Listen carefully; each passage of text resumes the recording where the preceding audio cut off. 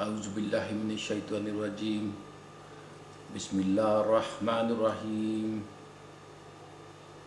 بلا شبہ سب تعریفیں اللہ سبحانہ کے لیے ہیں، ہم اس کی تعریف کرتے ہیں، اس سے مدد مانگتے ہیں۔ میں گواہی دیتا ہوں کہ معبود برحق صرف اللہ سبحانہ ہے، وہ اکیلا ہے، اس کا کوئی شریک نہیں۔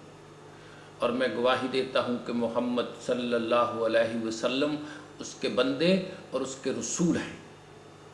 حمد و صلوات کے بعد یقیناً تمام باتوں سے بہتر بات اللہ کی کتاب ہے، اور تمام طریقوں سے بہتر طریقہ محمد صلی اللہ علیہ وسلم کا ہے۔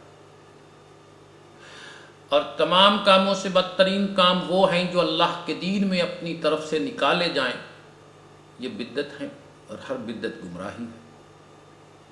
اے ایمان والو، اللہ سے ڈرو جیسا کہ اس سے ڈرنے کا حق ہے، اور تمہیں موت نہ آئے مگر اس حال میں کہ تم مسلمان ہو۔ اے ایمان والو، اللہ سے ڈرو اور ایسی بات کہو جو محکم، سیدھی اور سچی ہو۔ اللہ تمہارے اعمال کی اصلاح اور تمہارے گناہوں کو معاف فرمائے گا، اور جس شخص نے اللہ اور اس کے رسول کی اطاعت کی تو اس نے بڑی کامیابی حاصل کی۔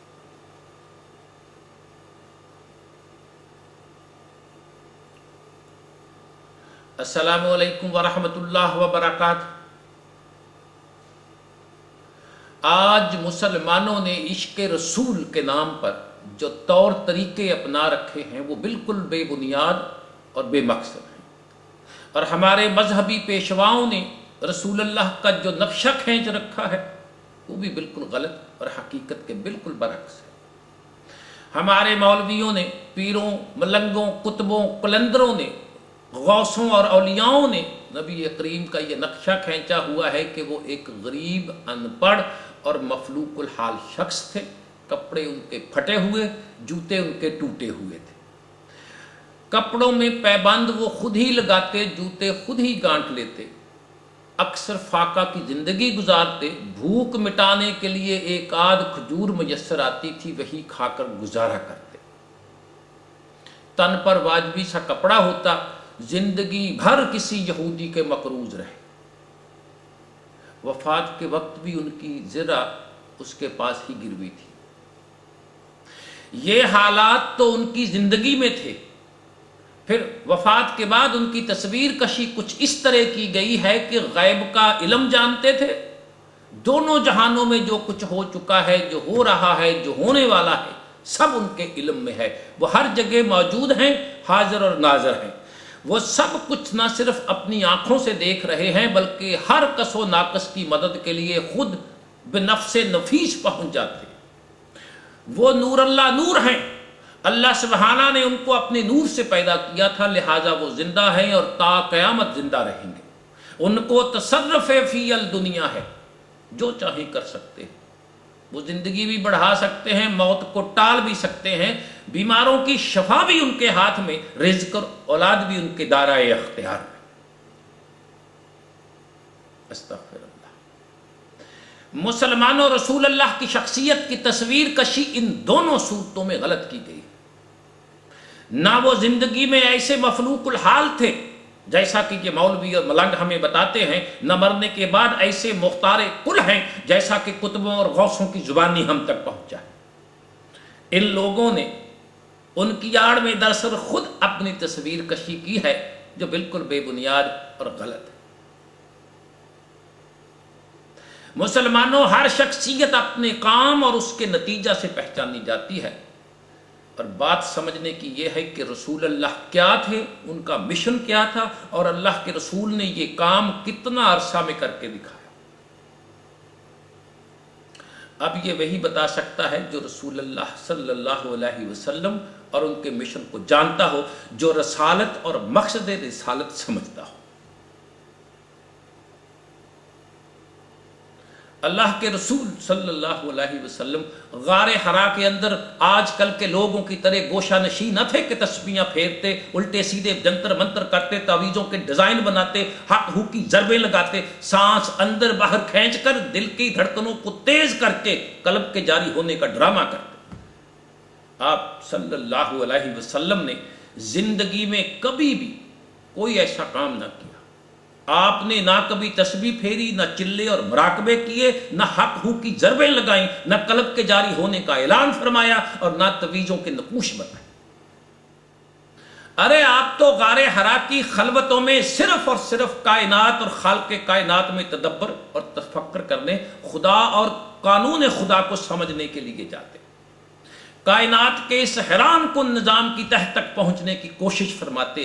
سیدھے الفاظ میں آپ ایسے مفکر اور محقق تھے جو کائنات کی گہرائیوں میں خالق کائنات کو پا جانے کی تو میں لگا، جو یہ جاننا چاہتا تھا کہ معاشرہ میں ظلم و ناانصافی، اونچ نیچ کا فرق اور آقا و مولا کی تمیز کیا واقعہ ہی خدا کی منشا ہے یا انسان کی پیدا کرتا ہے۔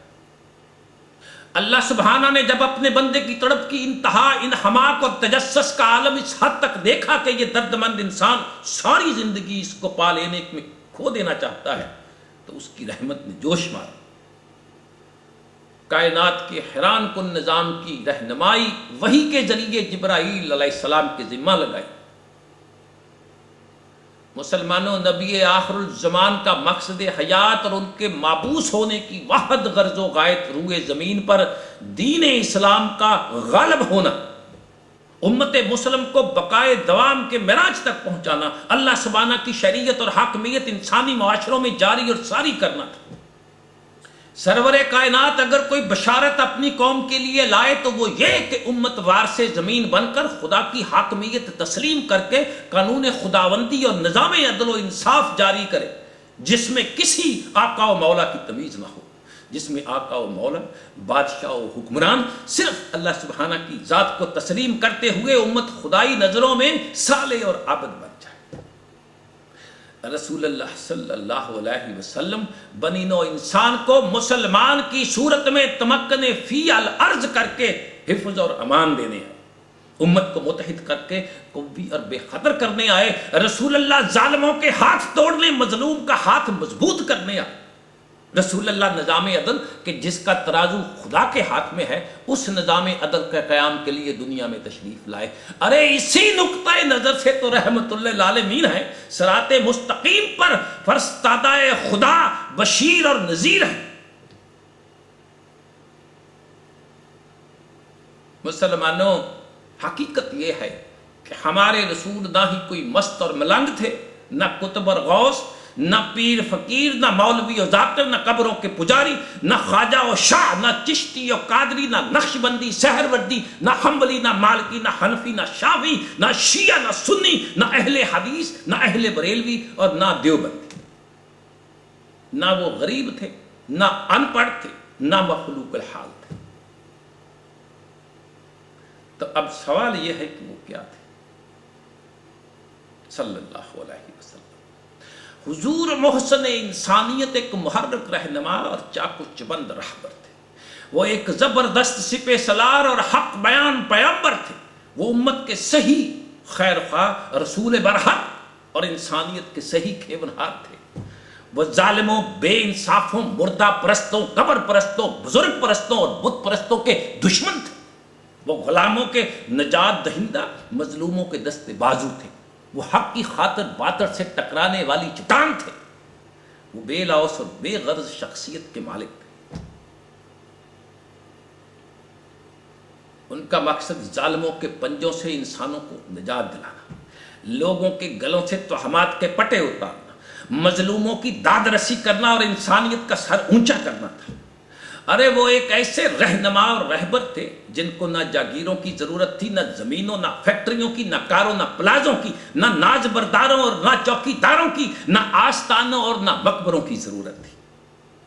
ان کو ضرورت تھی تو صرف اس بات کی کہ اللہ سبحانہ کی مخلوق انسانوں کی پرستش چھوڑ کر صرف اللہ سبحانہ وحدہ لا شریک کی پرستش کرے۔ ان کو ضرورت تھی تو اس بات کی کہ ہر کوئی عدل اور انصاف کے سائے میں امن کی زندگی گزارے۔ اس غرض کے لیے وہ اللہ سبحانہ کا حکم ملتے ہی باطل کی قوتوں سے ٹکرا گئے۔ وہ بڑے بڑے برجوں اور دیوتاؤں سے ٹکرا گئے۔ وہ مال و زر کے پجاریوں، ابو جہلوں، ابو لہبوں سے ٹکرا گئے۔ اس مقصد کے لیے انہوں نے اپنا سکھ چین خراب کیا، انہوں نے اپنی نیندیں حرام کی۔ نہ دن کو آرام، نہ رات کو چین، ایک ہی دھن، ایک ہی لگن۔ کہ انسان بزرگوں اور بتوں کے آستانے چھوڑ کر اللہ سبحانہ کی بندگی پر آ جائے۔ انسان انسانوں اور مردوں کو حاجت روا اور مشکل کشا نہ سمجھے، بلکہ اللہ سبحانہ ہی کو اپنا حاجت روا اور مشکل کشا جانے۔ انسان اللہ سبحانہ ہی کو اپنا داتا، خالق اور مالک سمجھے۔ انسان اللہ سبحانہ ہی کو عالم الغیب اور حاضر اور ناظر مانے۔ آخر 23 سال کی مسلسل جد و جہاد کے بعد وہ اس مشن میں کامیاب ہوئے اور عرب کی سرزمین میں انقلاب پیدا کیا۔ میرے مسلمان بہن بھائیوں، قوموں کی زندگی میں انقلاب وہی لا سکتا ہے جو ارتقائی ذہن، آفاقی سوچ، عقابی نظر، انقلابی دماغ، بے لوث جذبہ، بے خطر فطرت، وسیع نصب العین اور انسانیت کی بھلائی کے لیے تڑپنے والا قلب و جگر رکھتا ہو۔ اور یہ سب میرے رسول کے پاس تھا صلی اللہ علیہ وسلم۔ رسول اللہ صلی اللہ علیہ وسلم نظام عدل دین ابراہیمی قائم کرنا چاہتے تھے۔ جب اللہ کے رسول نے یہ جان لیا کہ مجھے نظام عدل دین ابراہیمی قائم کرنا ہے، اور انہیں یہ بھی علم تھا کہ دین ابراہیمی ان شخصیتوں سے ٹکرانا ہے جو روحانی پیشواؤں کی صورت میں اپنی پوجا کرواتے ہیں، دین ابراہیمی اس بادشاہ سے ٹکر لینا ہے جو خدا کے مقابل میں اپنا تصرف فی الدنیا ثابت کرتا ہے، دین ابراہیمی اس حاکم الحاکمین کی بندگی ہے جو اپنے اوصاف اور اپنی ذات میں یکتا ہے، دین ابراہیمی انسان کو معاشی ناہمواری کے ظلم سے نجات دلا کر عدل کا قیام ہے۔ تو انہوں نے عزم کر لیا کہ ان کو دین ابراہیمی قائم کرنا ہے۔ اب اللہ کے رسول نے کمر باندھ لی کہ وہ ہر صورت میں دین ابراہیمی قائم کر کے رہیں گے، اور وہ یہ بھی جانتے تھے کہ ابراہیم کا مشن کیا تھا، دین ابراہیمی کیا ہے، اور ابراہیم نے اس مشن کی تکمیل میں کیا کیا مشقتیں، کیا کیا اذیتیں، کیا کیا صعوبتیں، کیا کیا مصیبتیں اٹھائی تھی، جن کی تفصیل قرآن کے اوراق میں بکھری ہوئی۔ مسلمانوں سنو، اب اللہ کے رسول نے یا ابراہیم کی تسبیح شروع نہیں کی، نہ ان کی ذات کی پرستش شروع کی کہ وہ آ کر ان کی مشکلیں آسان کریں، ان کی دستگیری کریں، ان کی غیبی امداد کریں، ان کی فرشتوں سے معاونت کروائیں، ان کی اپیل اللہ سبحانہ سے منظور کروائیں۔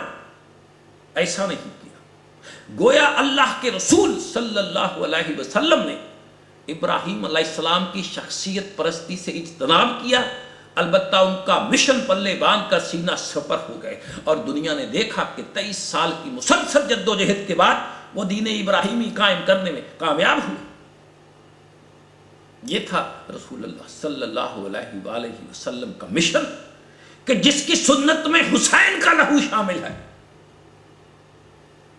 عشق رسول کے دعوے داروں، ہے کوئی تم میں جو یہ سنت پوری کرے؟ یہ ہے سنت رسول، یہ ہے عشق رسول، یہ ہے مشن رسول۔ مسلمانوں، یہ ایک ایسا سبق ہے جو ہمیں سنت رسول کی صورت میں انہی کے کردار، انہی کی زندگی سے ملتا ہے، لیکن تمہارے مذہبی پیشواؤں نے تمہیں غلط فہمی میں ڈال دیا، تمہیں رسول اللہ کا مشن نہیں بتایا گیا بلکہ ان کے خد و خال سے روشناس کرایا گیا، اور وہ بھی کچھ اس انداز سے کہ متعارف کروانے والوں کے اپنے عزائم پورے ہو گئے۔